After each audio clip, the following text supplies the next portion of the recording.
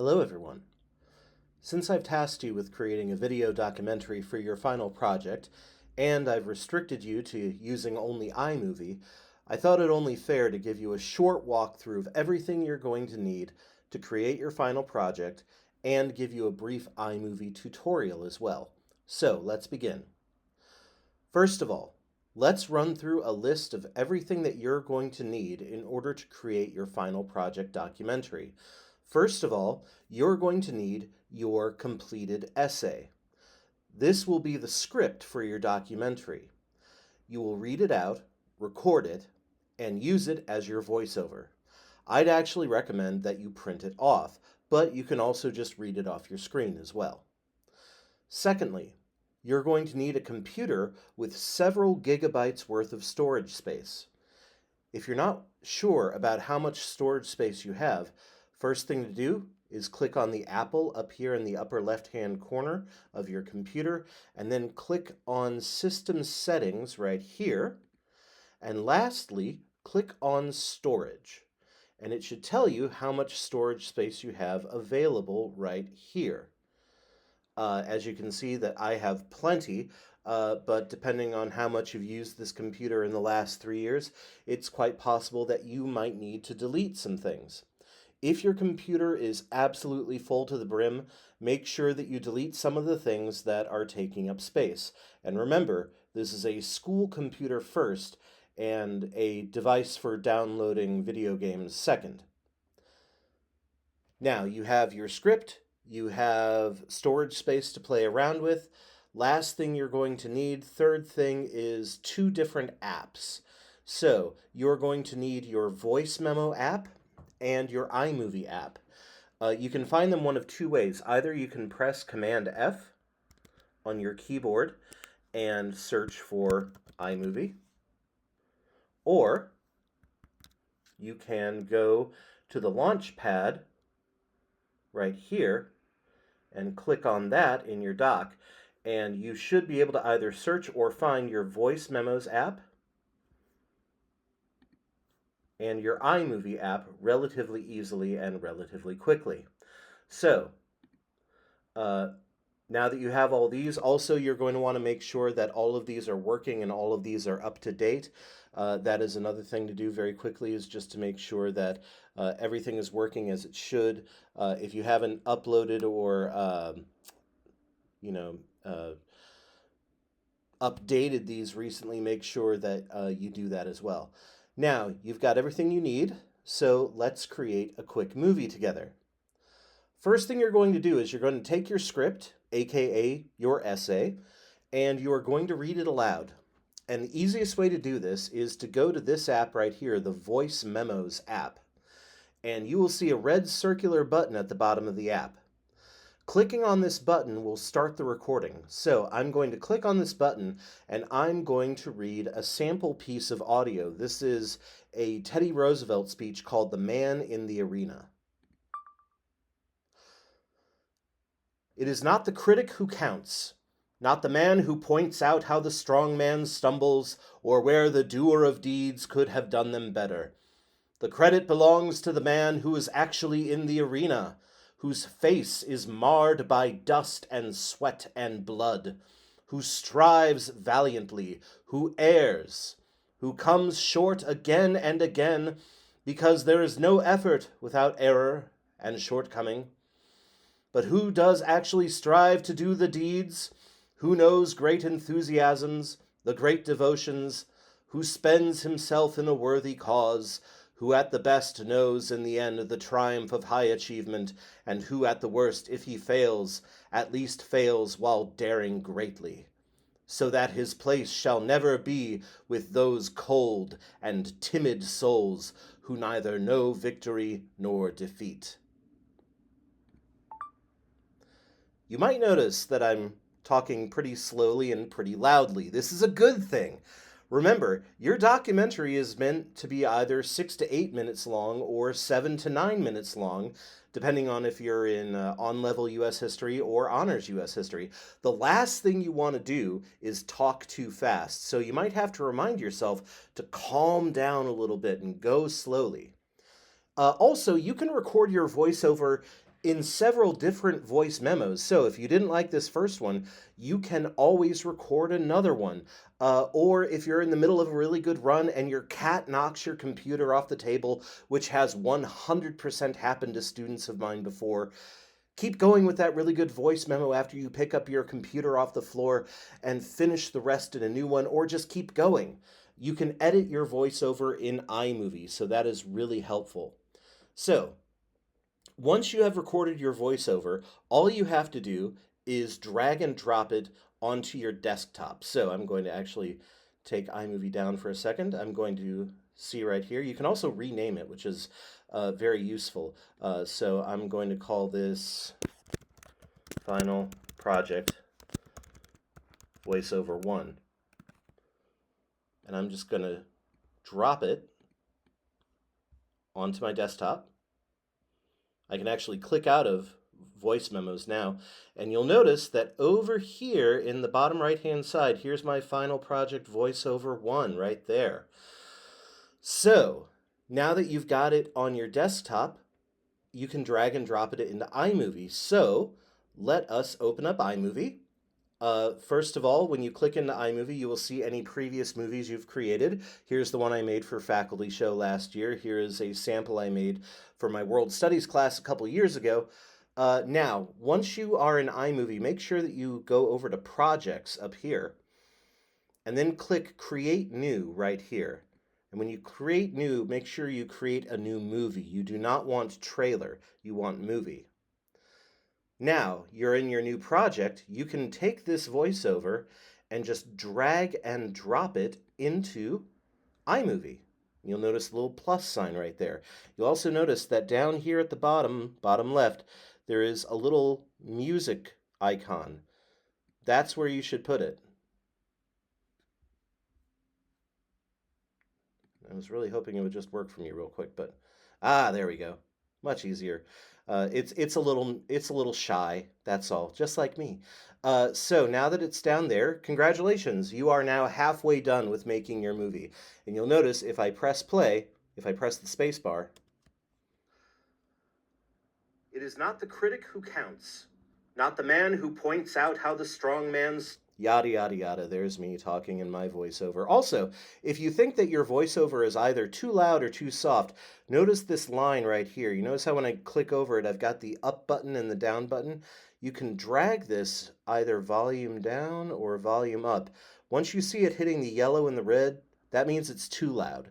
So you want it in the upper greens is a good place to go for it right there. So now my voice is nice and loud. Now, once your voiceover is in iMovie, you can also edit it if you want to. Like, let's say I wanted to stop this at the 20-second mark. I could drag this gray bar to the 20-second mark right here, and then I press Command B to break it. And so you'll see that I've now broken this into two pieces.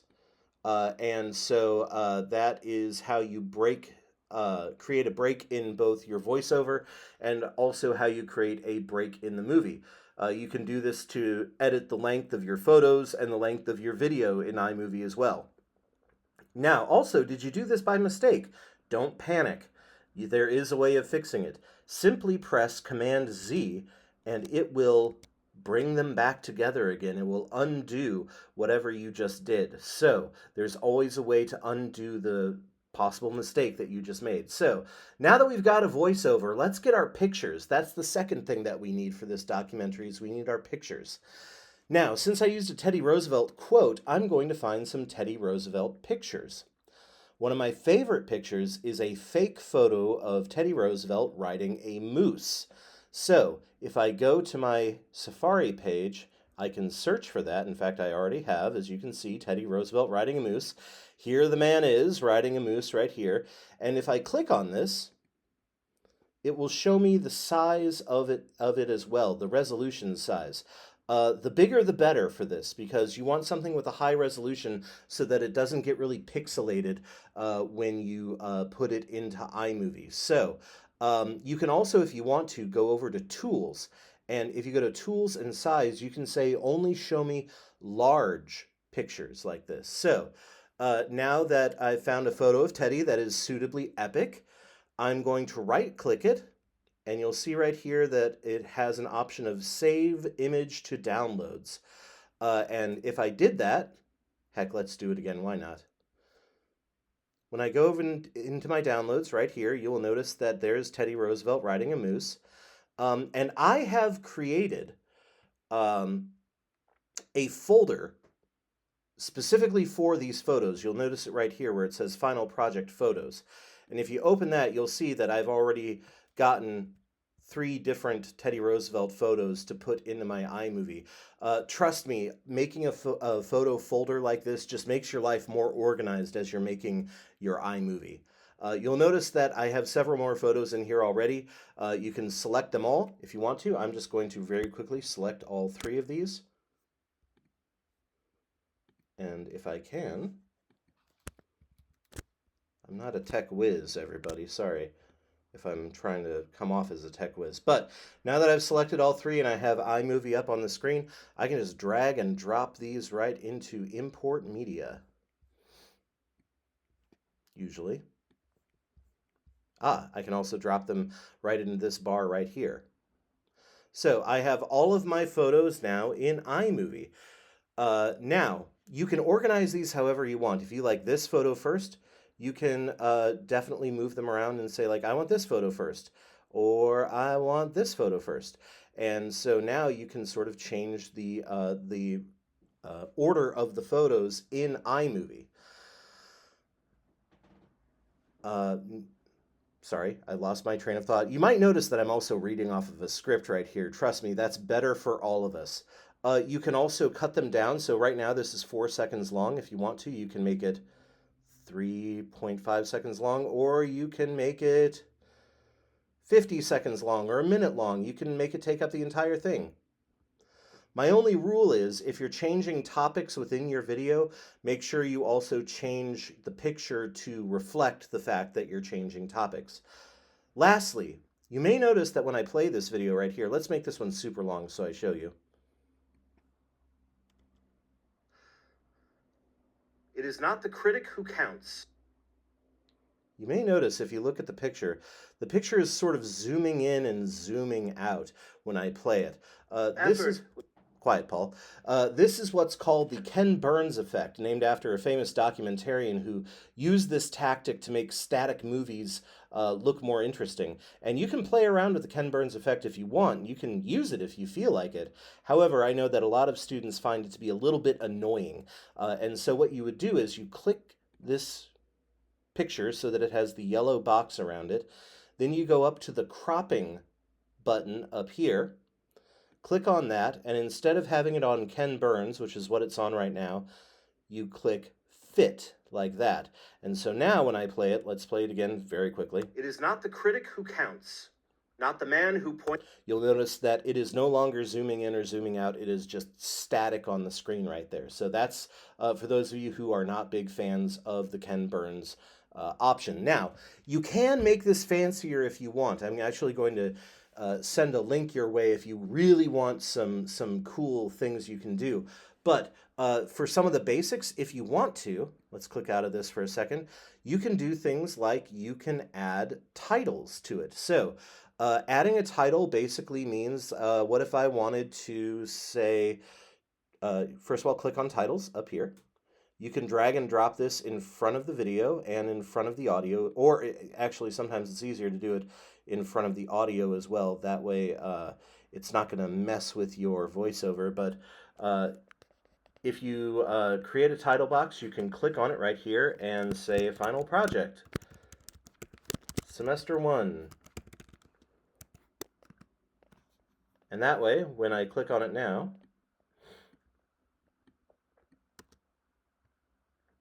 ta-da! It says Final Project, Semester 1. So now you've got this really cool title that you have right there. Also, let's say you wanted to transition between photos. This basically means that you will make it so that instead of just a quick cut from one photo to the next photo, you notice this one's a little grainy, not high enough resolution. Instead of just the quick cut like that, you can make it so that it instead gives you a cool little transition. So for this, go to Transitions up here. I would just say stick with fade to black. And so you put it between the two photos like that. And now instead of just a quick cut, you've got a really cool transition. And again, valiantly, who erred. Oh, it so nicely fades to black. Now, I would say in this situation, only use fade to black because too many weird transitions really make me feel seasick. So for instance, if I got rid of this transition and replaced it with, oh, I don't know, mosaic or something like that. Worst, if he fails, at least fails while daring greatly, so that his place shall never... Too much, Mr. Balfe, too much. All right, so make sure you avoid the razzle-dazzle ones and just stick with the basic fade to black transitions like that. But hey, you know what? Now that you've got your video looking exactly how you want it to look, now you can save it. So in order to save your video, and this is going to be really important, go up here to this button in the upper right-hand corner.